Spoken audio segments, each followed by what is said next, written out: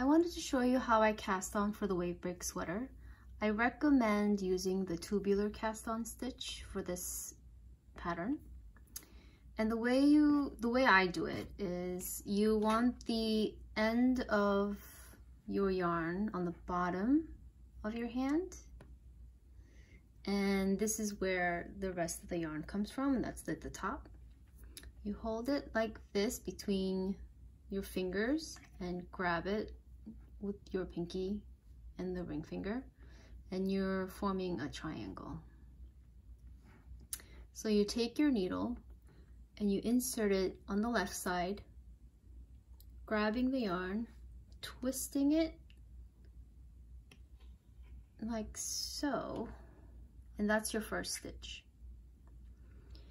Now after this, you start at this top part of the yarn. You go right, and then you go down, and then that's your second stitch. And then now you're gonna do the bottom. So you go to the right of the bottom yarn, under, over the top, under both, and that's the third.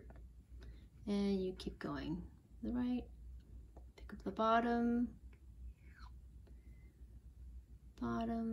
pick up the top, pick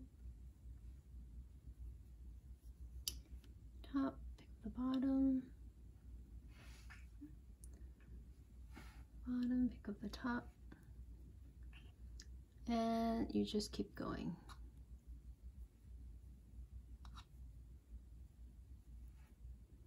So this, like this. And when you notice, when you stop and you want to count, you will find that they kind of form a V. They kind of pair up.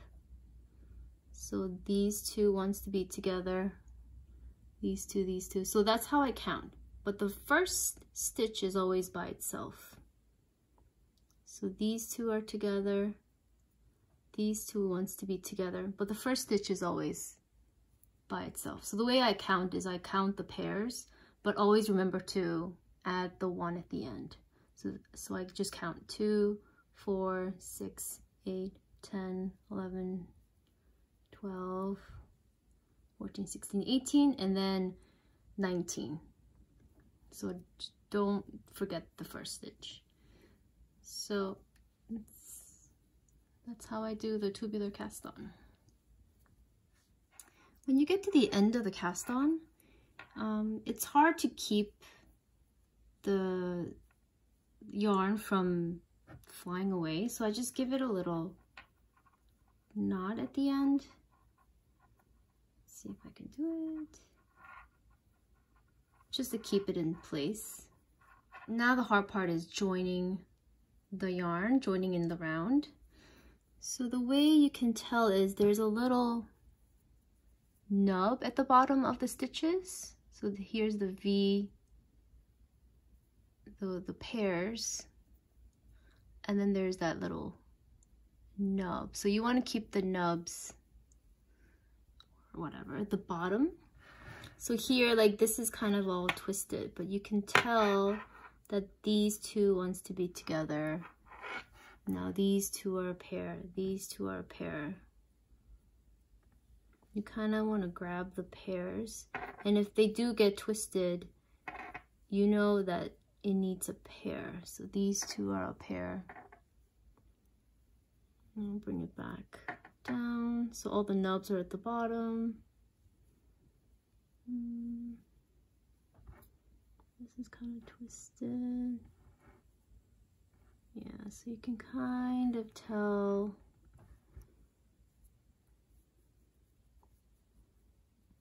by the V's that they form and the little knots.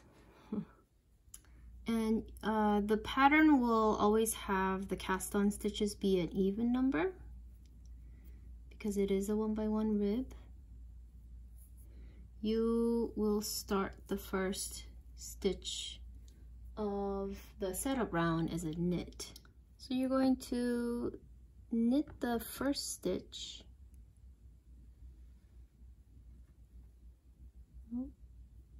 Make sure this stays in the back.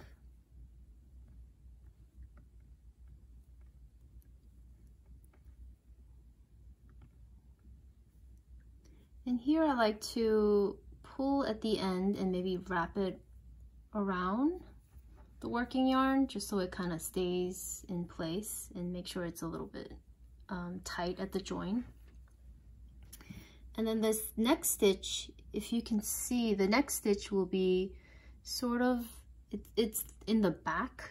So that one, you are doing the slip one through the back loop with yarn in front. This is the purl stitch, and the next one will be knit stitch, and the next one will be purl stitch. So the purl stitch is always sort of in the back. So you're going to bring the yarn forward and slip, but through the back loop. So don't slip it like this, slip it through the back loop as if to purl. And now bring the yarn back again and the knit the next stitch. So the next stitch, you can tell that it's a knit because it's sort of in the front. So you're going to knit this one and bring the yarn forward and slip through the back loop. Bring the yarn back and knit the next stitch. Yarn forward, slip, yarn back, knit.